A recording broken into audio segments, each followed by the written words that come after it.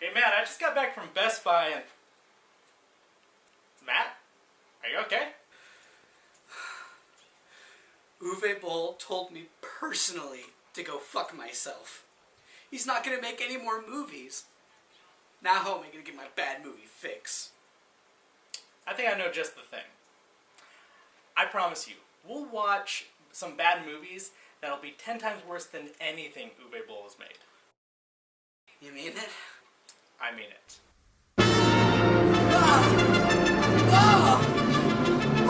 I mean, it's not that bad. It's really...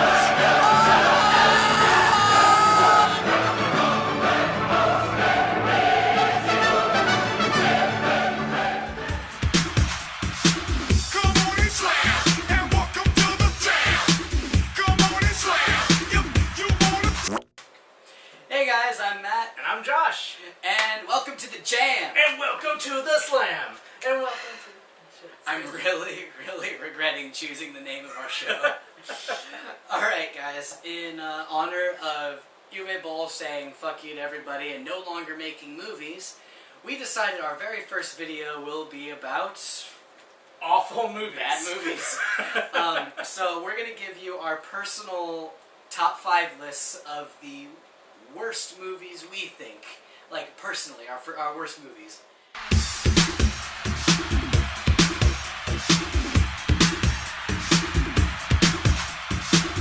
Okay, number 5. Worst, my absolute least favorite, number 5.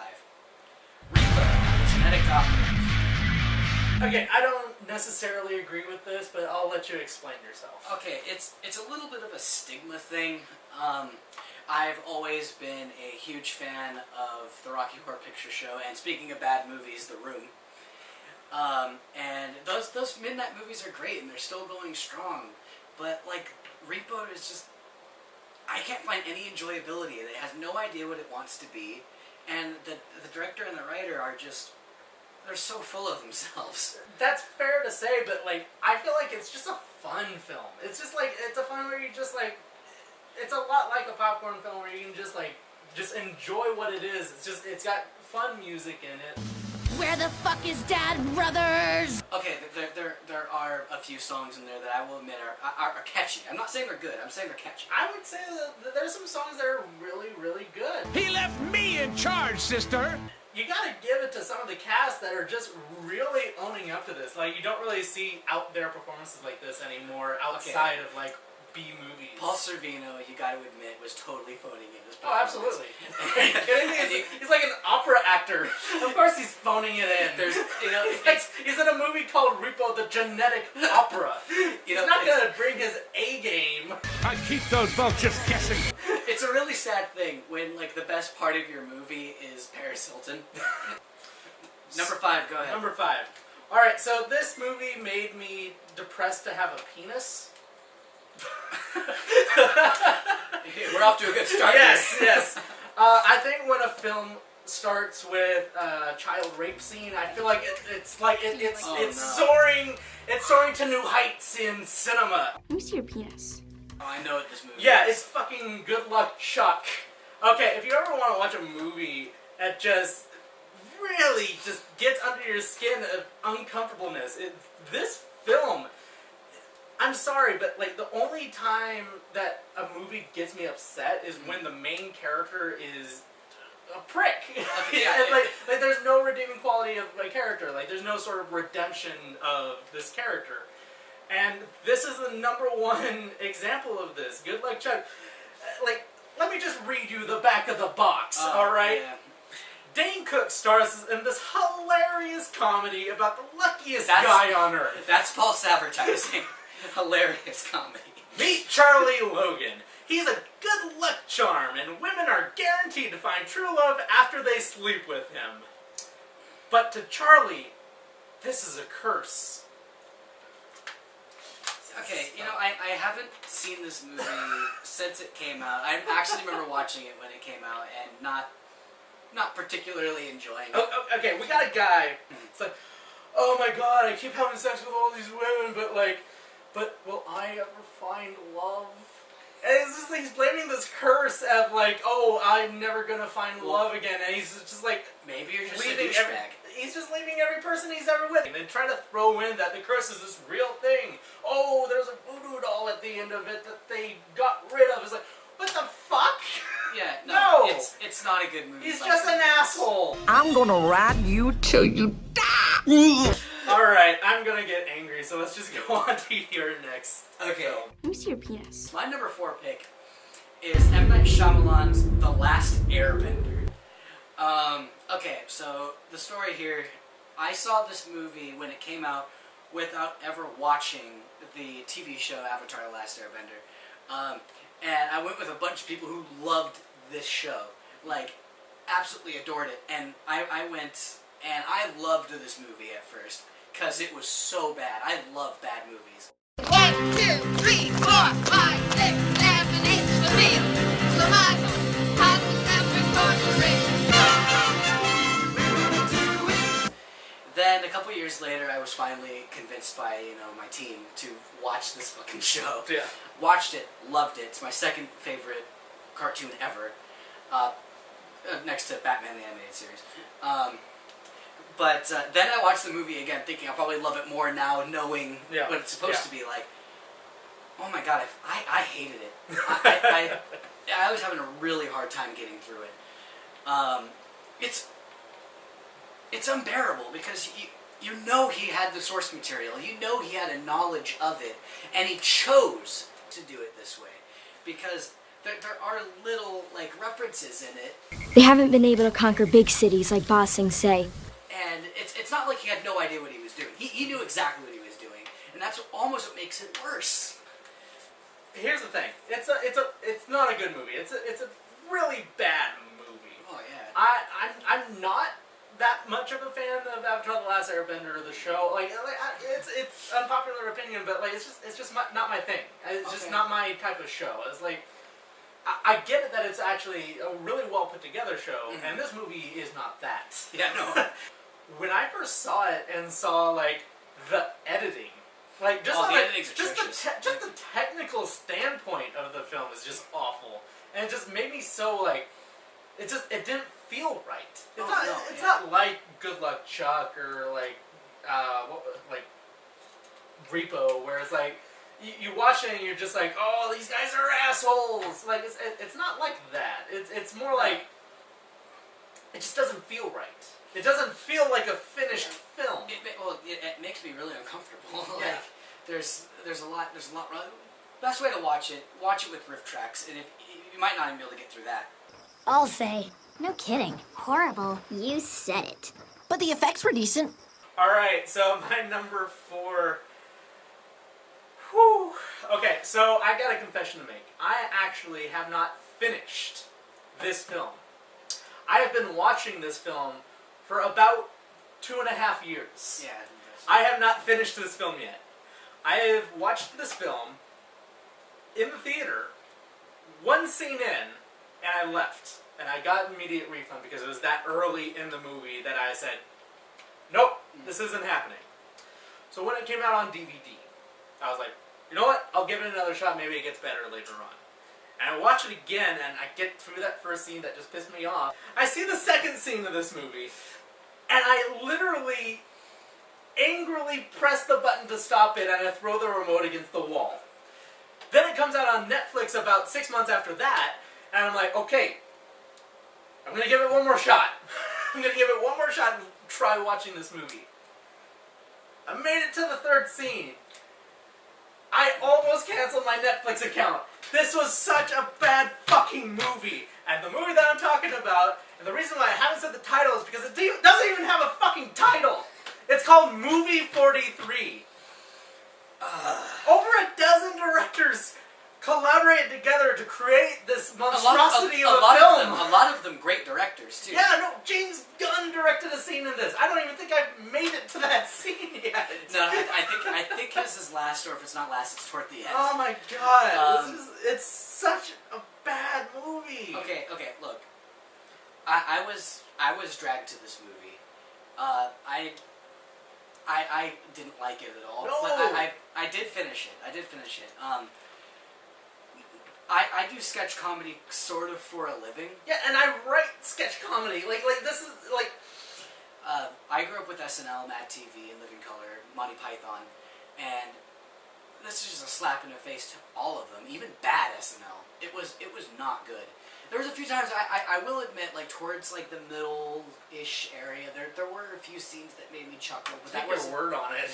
No, that wasn't... It had nothing to do... I don't think really anything had anything to do with the joke. It was more like, some of the performances are surprisingly kind of funny. Like, I don't think the first 3 sketches... I'm not... Oh, God, I feel like I'm defending I was gonna say, no, go on, Matt. No, go on. I can't defend this movie. I can defend, like, some of the performances are good.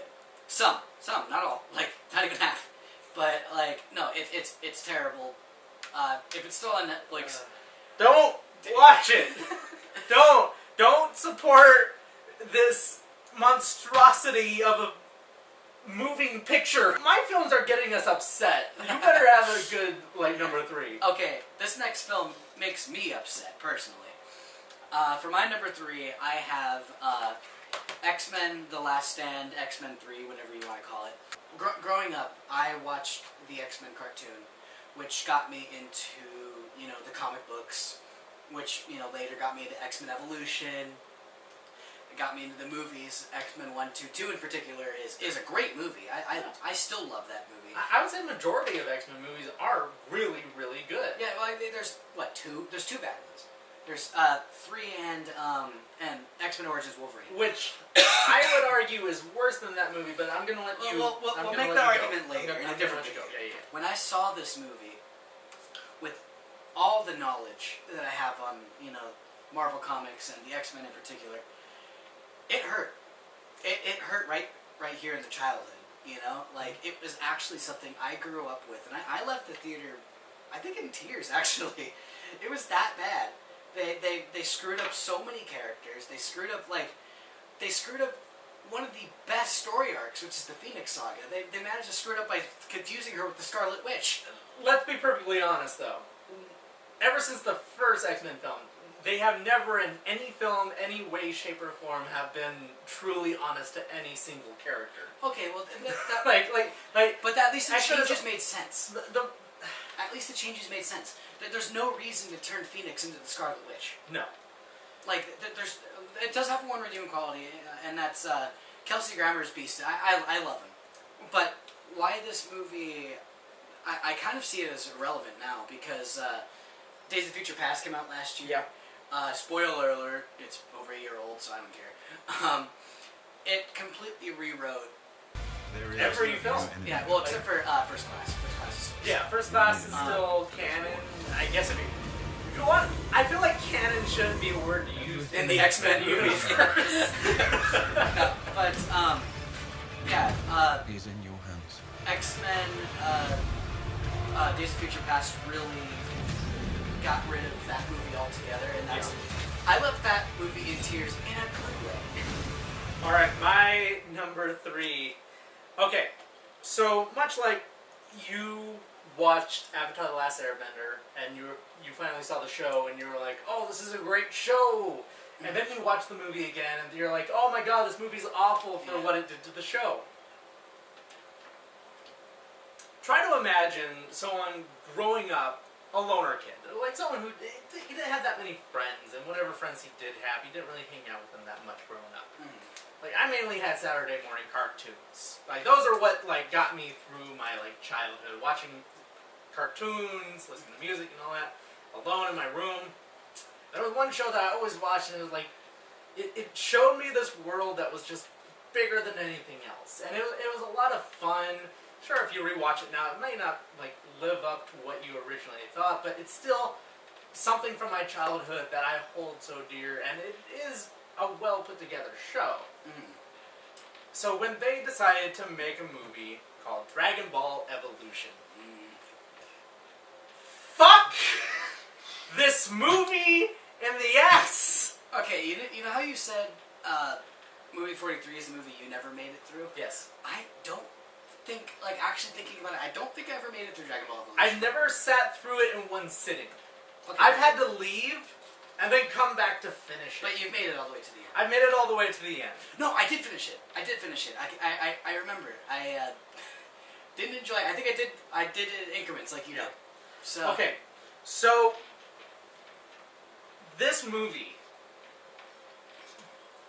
the only character they actually legitimately get right, that they're like, this is the character that was written perfectly in the show, so we gotta keep him exactly like it in the movie. there was one. Yamcha.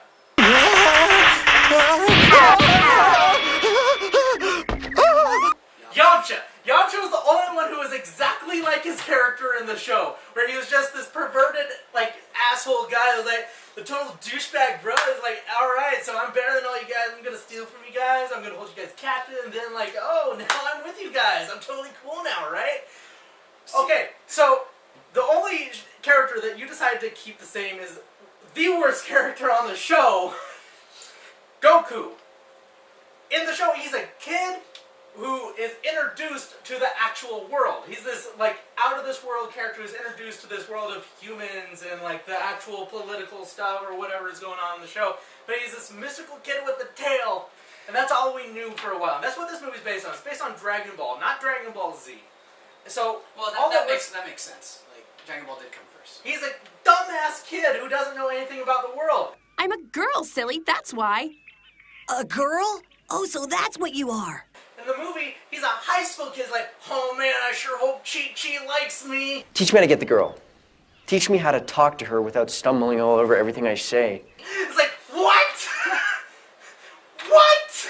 Goku doesn't know what love is.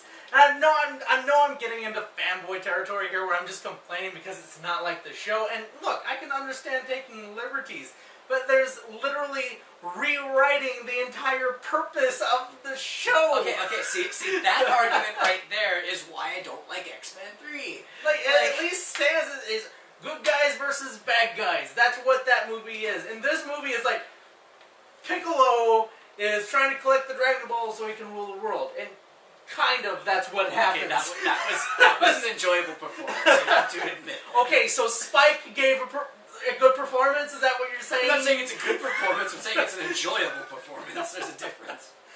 Oh my They can god. overlap. The worst part is there's good actors in this movie. Oh, like, yeah. like the girl who plays Bulma, she's a good actress.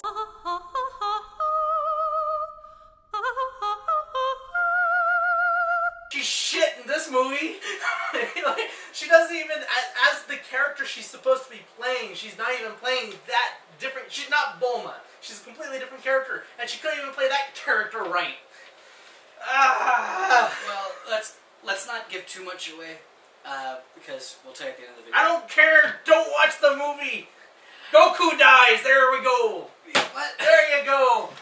Okay, so moving on.